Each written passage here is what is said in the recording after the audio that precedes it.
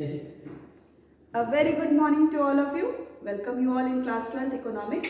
So as we already know that we have completed whole syllabus of economics. So again we are going to revise all the chapters. Basically we have done the numerical questions related to the chapter income determination and the multiplier as well as national income. Okay.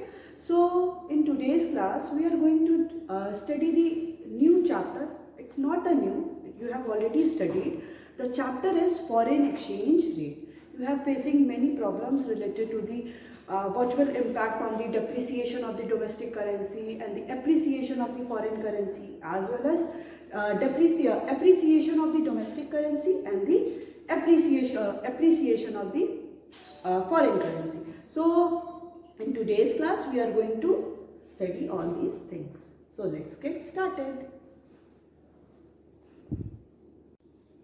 Okay so पढ़ते हैं हम लोग foreign exchange rate.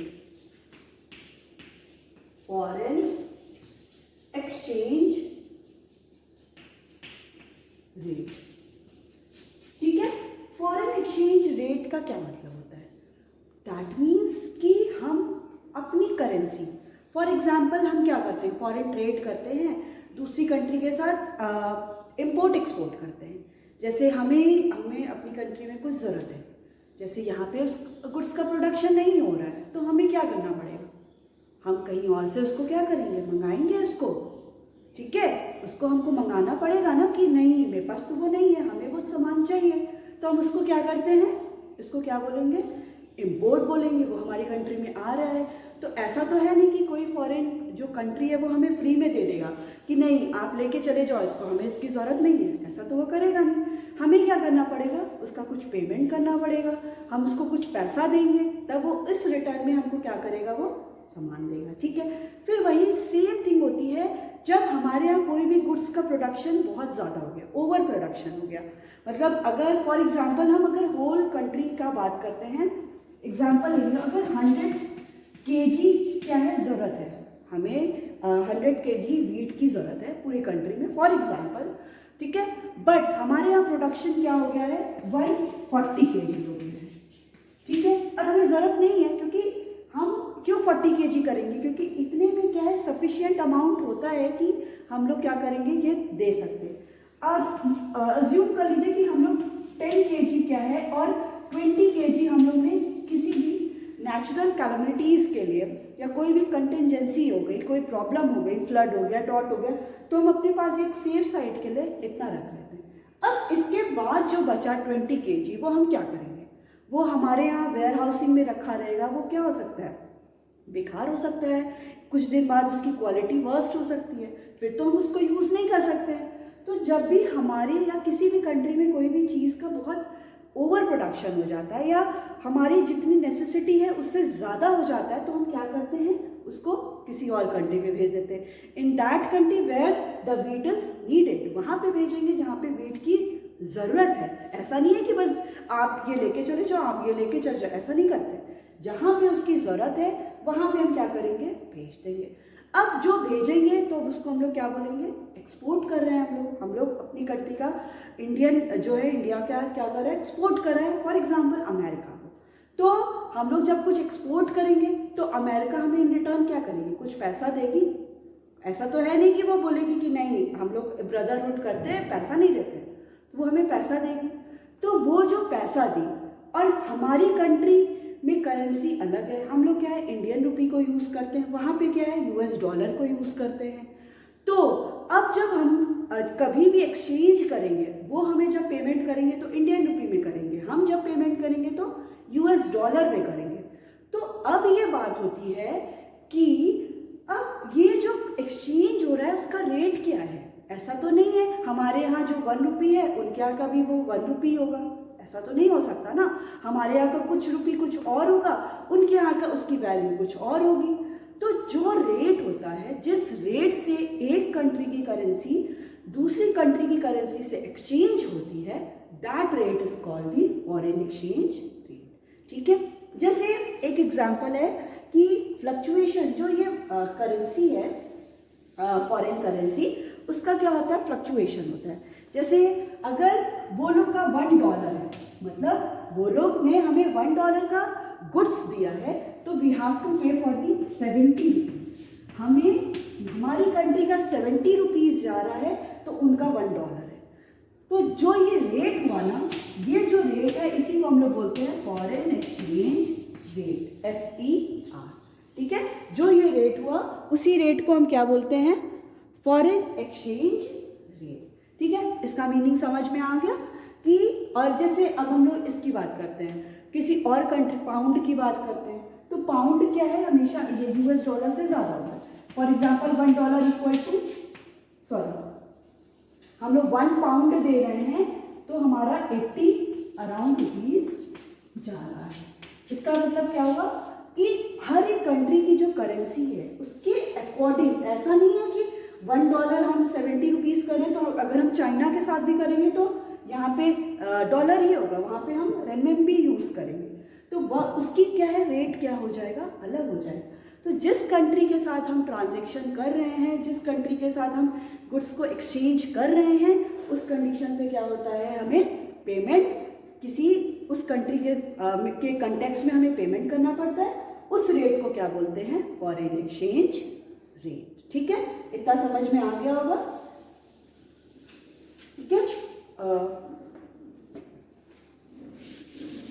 फिर है आपका, देखिए क्या है, foreign exchange rate refers to the rate at which 1 unit of the domestic currency, कि एक यूनिट जो है domestic currency is exchange with the number of the unit of the currency, जो भी नंबर ऑफ यूनिट है currency की, उसमें जो एक्सचेंज हो रहा है ऑफ द अनदर कंट्री। हम फॉरेन एक्सचेंज पढ़ रहे हैं, फॉरेन, ये वर्ड का मतलब ही हो गया कि हम फॉरेन कंट्री के साथ ट्रांजैक्शन कर रहे हैं। So in simple words we can say that the price of the one currency in terms of the other currency. एक कंट्री की करेंसी को हम लोग किसके पर्सपेक्टिव में पढ़ रहे हैं, अदर करेंसी की। देखिए, हम लोग अपनी कंट्री की जो करेंसी है वो हमेशा US डॉलर के पर्सपेक्टिव में पढ़ते हैं। हम ये नहीं कहते हैं कि मतलब कि 70 रुपीज़ इक्वल टू $1। क्यों? क्योंकि हर एक कंट्री की क्या होती है, परचेजिंग पावर अलग होती है, value of the currency is different also, कि हमारी जो कंट्री की जो वैल्यू है, हमारी जो करेंसी की जो वैल्यू है वो इतनी ज़्यादा पावरफुल नहीं है कि हम क्या करेंगे, उनके पर्सपेक्टिव में पढ़ेंगे। America is the developed country, America क्या है, डेवलप्ड कंट्री है, और हम लोग अभी भी डेवलपिंग है। तो हमारी जो कंट्री की करेंसी है वो कितनी होगी, उसकी वैल्यू क्या होगी, वो US डॉलर के पर्सपेक्टिव में ही, US डॉलर के कंटेक्स्ट में ही डिसाइड होगी, हमारे कंटेक्स्ट में डिसाइड नहीं होगी। ठीक है, so it's known as foreign exchange rate, that is rupees 60 are to be paid to buy $1, कि $1 के लिए हमें क्या करना पड़ा है, रुपीज 60 पेमेंट करना पड़ रहा है। Then exchange rate is $1 equal to 60 return as the dollar हम लोग US डॉलर के लिए यूज करते हैं, रुपी फॉर द इंडियन।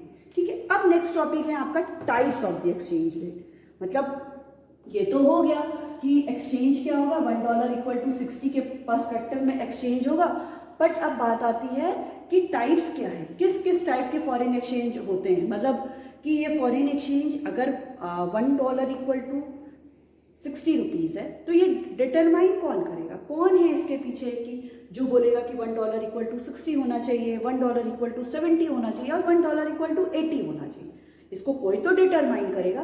तो उसके लिए हम पढ़ते हैं types of the exchange rate, types of the exchange rate, कि एक्सचेंज रेट का टाइप क्या है, types of exchange rate.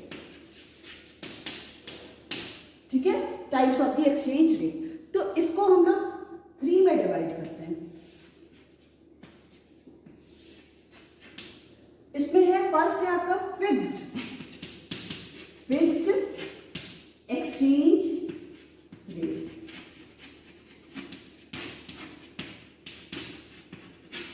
Fixed exchange rate. Second is flexible exchange rate,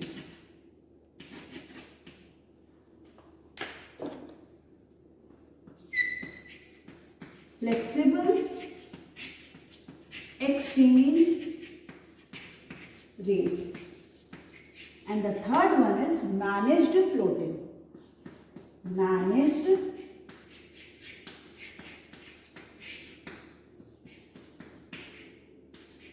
floating exchange rate. ठीक है, तो 3 टाइप का हो गया। पहला आपका fixed exchange rate, second one is flexible exchange rate and the third one is managed floating exchange rate. एक बार इसको समरी और जिस्ट समझ लीजिए। देखिए, फिक्स्ड एक्सचेंज रेट का मतलब क्या, फिक्स। इसको कौन फिक्स करेगा? गवर्नमेंट फिक्स करेगी। मतलब यहाँ पे क्या है कि government will determine the rate of the exchange, कि $1 इक्वल टू 60 होगा, $1 इक्वल टू 70 होगा, $1 इक्वल टू 80 होगा। So it will be determined by the government. ये गवर्नमेंट डिटरमाइन करेगी कि इसका चेंज किस रेट पे होगा। समरी सुन लीजिए, फिर I will explain it. Then next one is flexible exchange rate. Flexible exchange rate मतलब फ्लेक्सिबल से समझ में आ रहा है, ये बहुत ज़्यादा फ्लेक्सिबल होगा। It is only because this exchange rate is determined by the market forces. इसमें क्या होता है, ये कौन डिटरमाइन करता है? Market forces. Market forces means demand and supply. आपको पता है 2 मार्केट फोर्सेस होते हैं, that is demand and supply. मतलब कितनी हमें डिमांड एंड सप्लाई होने का मतलब यहाँ पे ये हो गया कि कितनी डिमांड है, मतलब हम कौन से इम्पोर्टेड और एक्सपोर्टेड गुड्स की कितनी डिमांड कर रहे हैं और उसके अकॉर्डिंग उनकी कितनी सप्लाई हो रही है, उसके अकॉर्डिंग हम क्या करते हैं, यहाँ पे रेट डिसाइड करते हैं कि $1 इक्वल टू 60 और $1 इक्वल टू 70, राइट। ठीक है, ये हो गया managed floating. So it is the combination of the both, that is fixed exchange rate and the flexible exchange rate। ये क्या होता है, इन दोनों का कॉम्बिनेशन होता है। फर्स्ट ऑफ ऑल क्या होता है कि थ्रू दी मार्केट फोर्सेस, जो भी मार्केट फोर्सेस है डिमांड एंड सप्लाई, उनके अकॉर्डिंग क्या होता है, डिटरमाइन किया जाता है। उनसे होता है कि डिमांड एंड सप्लाई क्या करेंगे, डिमांड एंड सप्लाई के अकॉर्डिंग क्या होगा कि वो रेट डिसाइड होगा। बट सिचुएशन क्या हो जाती है, कभी भी इकॉनमी में, समटाइम्स इकॉनमी में क्या होता है कि वो ऐसी सिचुएशन नहीं होती है कि डिमांड एंड सप्लाई क्या करे, उसको डिसाइड करे। Okay, so it is the combination of the both, that is fixed exchange rate and the flexible exchange rate. मतलब इसमें पहले क्या होता है कि जो डिमांड एंड सप्लाई है, मार्केट फोर्सेस के अकॉर्डिंग क्या होता है कि रेट को डिटरमाइन किया जाता है कि $1 या 70 या $1 इक्वल टू 80। बट समटाइम्स क्या होता है कि ये जो डिमांड एंड सप्लाई है उनके अकॉर्डिंग ये रेट डिटरमाइन नहीं हो पाता है, तब किसका इंटरवेंशन होता है, फिक्स एक्सचेंज रेट। मतलब तब कौन इंटरवेन करता है, यहाँ पे गवर्नमेंट इंटरवेन करती है। गवर्नमेंट में भी आपको पता है कि 2 टाइप की पॉलिसीज होती हैं, fiscal policy and the monetary policy.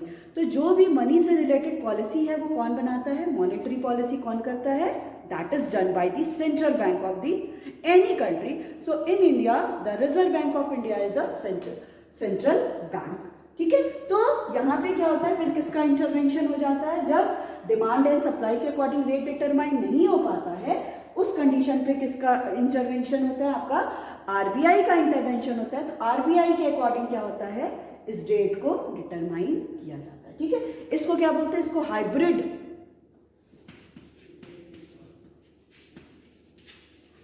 Exchange rate भी बोलते हैं। हाइब्रिड मीन्स, क्योंकि ये हाइब्रिड मीन्स कॉम्बिनेशन, मिक्सचर, तो ये दोनों का कॉम्बिनेशन है, इसलिए इसको मैनेज फ्लोटिंग एक्सचेंज रेट भी बोलते हैं। ठीक है, फिर इसमें कह रहा है कि there are 2 methods.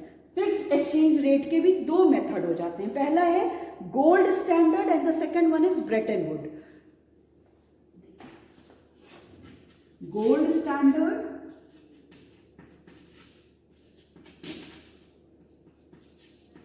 And the Bretton would.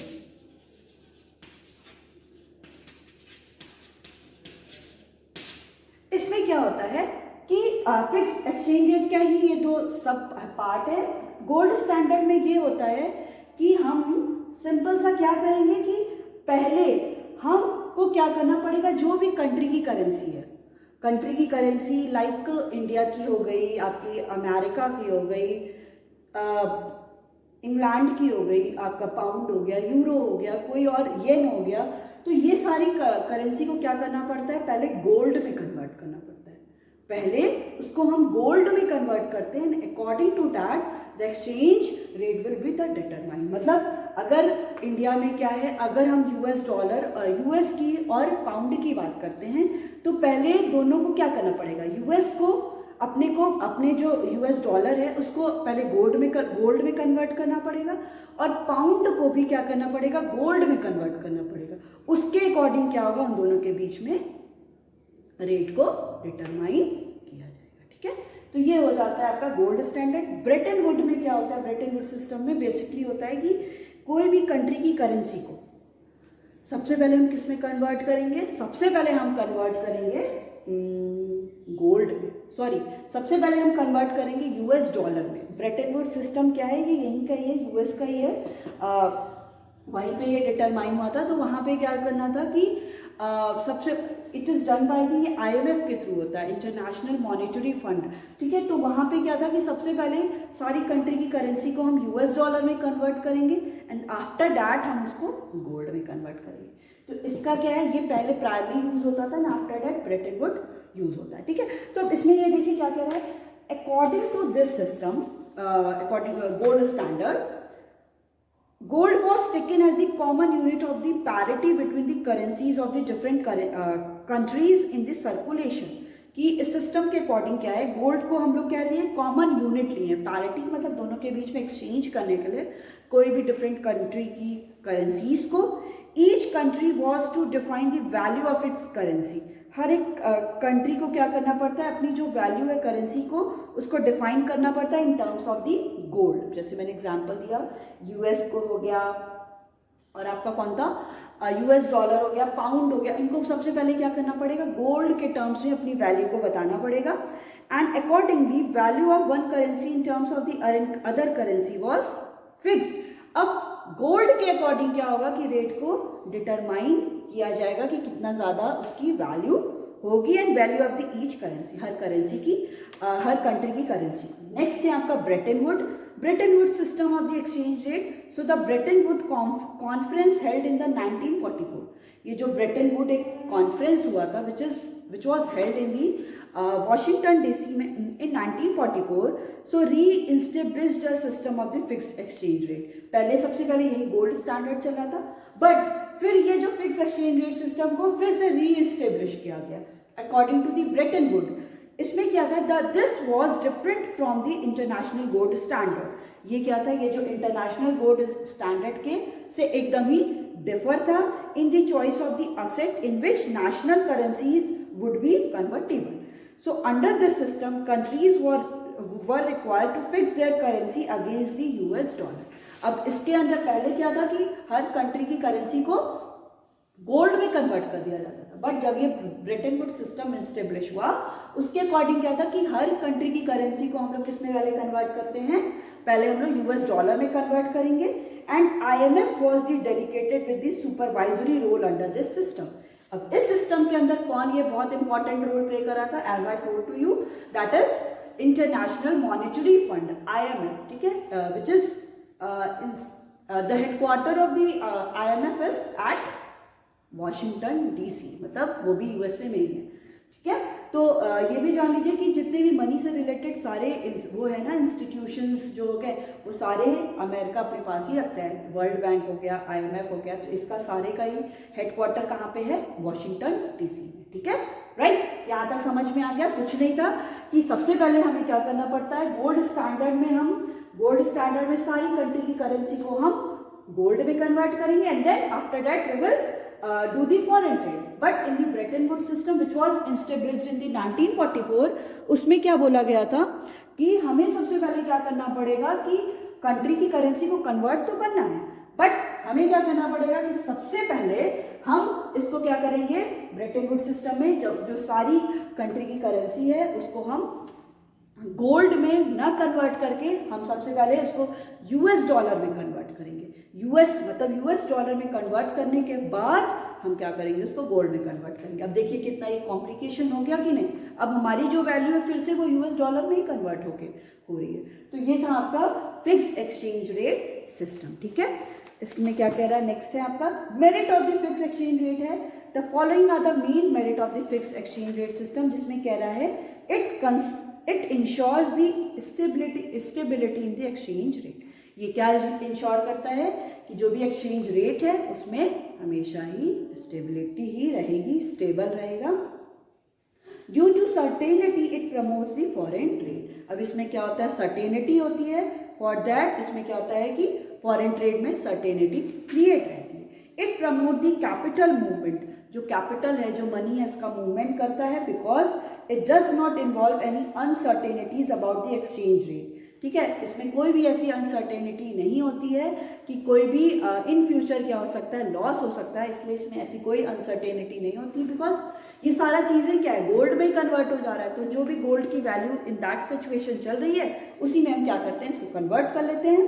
It prevent capital outflow, जो कैपिटल का आउटफ्लो हो रहा है, मनी का आउटफ्लो हो रहा है, उसको वे क्या करता है, प्रिवेंट करता है। And it stops speculation in the foreign exchange market. जैसे जो भी फॉरेन एक्सचेंज मार्केट में बहुत ज़्यादा स्पेकुलेशन हो रहा है, लोग क्या कर रहे हैं, स्पेकुलेट कर रहे हैं मनी को, कि पहले लोग क्या कर रहे हैं कि फॉरेन करेंसी को परचेज कर ले रहे हैं, ठीक है, और जैसे ही उसका रेट, जैसे हमने $1 इक्वल टू 80 बताया, तो अगर $1 90 हो जाएगा, उस कंडीशन के लोग क्या करेंगे, 80 में उन्होंने परचेज किया और सोल्ड कितने में करेंगे, 90 में कर देंगे, तो उनको क्या मिल जाएगा, प्रॉफिट मिल जाएगा। तो बट अगर गोल्ड स्टैंडर्ड में होगा तो यहाँ पे कोई भी स्पेकुलेशन होने की चांसेस नहीं है कि लोग परचेज करेंगे and then sold it. Next is it help the government to check inflation. अब ये क्या है, जैसे देखिए आपको पता है इन्फ्लेशन को क्या है, इन्फ्लेशन का सिंपल मतलब होता है कि जो प्राइस लेवल चल रहा है वो जनरल प्राइस लेवल इंक्रीज हो जाता है। तो ये इसमें ये हेल्प करेगा कि जब हम मनी को कन्वर्ट कर रहे हैं तो हम तुरंत समझ जाएंगे कि मनी का कन्वर्जन हो रहा है, तो उससे ये जो रेट है इन्फ्लेशन की चांसेस क्या हो जाएंगी, कम हो जाएंगी, क्योंकि बेसिकली हम गोल्ड के टर्म में क्या कर रहे हैं, मनी को कन्वर्ट कर रहे हैं। तो उस पर्सपेक्टिव से क्या हो जाएगा कि गोल्ड की जो प्राइस है इन दैट सिचुएशन क्या है, बहुत ज़्यादा फ्लक्चुएशन नहीं होगा, जैसे कि मनी बहुत ज़्यादा फ्लक्चुएट करती है। सो इन दैट केस गवर्नमेंट क्या है, गवर्नमेंट ये भी देख सकती है कि अगर डॉलर की या डिफरेंट कंट्री की करेंसी की वैल्यू फ्लक्चुएट कर रही है, तो वो समझ जाएगी कि मतलब there is also the chances of the inflation और द डिफ्लेशन, कि वहाँ पे चांसेस किसकी है, इन्फ्लेशन और डिफ्लेशन की चांसेस भी हो रही है। ठीक है, इसका नेक्स्ट है आपका demerits of the fix exchange rate system. कि इसके डीमेरिट क्या है, so it require high reserve of gold. इसमें सबसे पहला है कि किसी भी कंट्री को अगर इंपोर्ट एक्सपोर्ट करना है तो उस कंट्री को क्या करना पड़ेगा कि उसके पास इनफ अमाउंट में क्या होना चाहिए, रिजर्व्स ऑफ गोल्ड होना चाहिए। अब मेरे को नहीं, इंडिया को क्या करना है कि उसको ट्रांजैक्शन करना है। तो इन दैट केस अगर उनके पास पैसा ही नहीं है, मतलब उनके पास गोल्ड ही नहीं है, इंडिया में गोल्ड ही नहीं है, तो वो कैसे क्या कर पाएंगे, क्योंकि वो कन्वर्ट कर पाएंगे, एकदम ही नहीं कर पाएंगे, ना वो ट्रांजैक्शन कर पाएंगे। तो इस कंडीशन पे हाई रिजर्व ऑफ गोल्ड होना चाहिए। So huge gold reserves hinder movement of capital और द फॉरेन एक्सचेंज। ये क्या करता है, ये मूवमेंट ऑफ कैपिटल और जो भी फॉरेन एक्सचेंज को कन्वर्ट करने में भी, और कन्वर्ट करने के साथ ही साथ मूवमेंट करने में भी बहुत ज़्यादा प्रॉब्लम क्रिएट करता है। Next one is it discourage the objective of the having free market. अब ये भी डिस्करेज करता है कि जो फ्री मार्केट की बात कर रहे हैं कि market and supply demand and supply के अकॉर्डिंग जो रेट डिटरमाइन हो रहा है, तो फिक्स में क्या है, ये एकदम प्रेशराइज है, ये एकदम क्लोज्ड है कि आपको क्या करना पड़ेगा, फ्री मार्केट की कोई भी ऐसी अपॉर्चुनिटी नहीं मिलेगी जो गवर्नमेंट डिटरमाइन करेगी, all the countries have to follow. Next one is it में रिजल्ट इन अंडर वैल्यूएशन और the over valuation of the currency. इसमें क्या चांसेस हो जाती है कि करेंसी का हम बहुत ज़्यादा वैल्यू भी लगा लेते हैं और वैल्यू करेंसी की बहुत कम भी लगा लेते हैं। जैसे हम एग्जांपल लेते हैं US डॉलर एंड पाउंड की।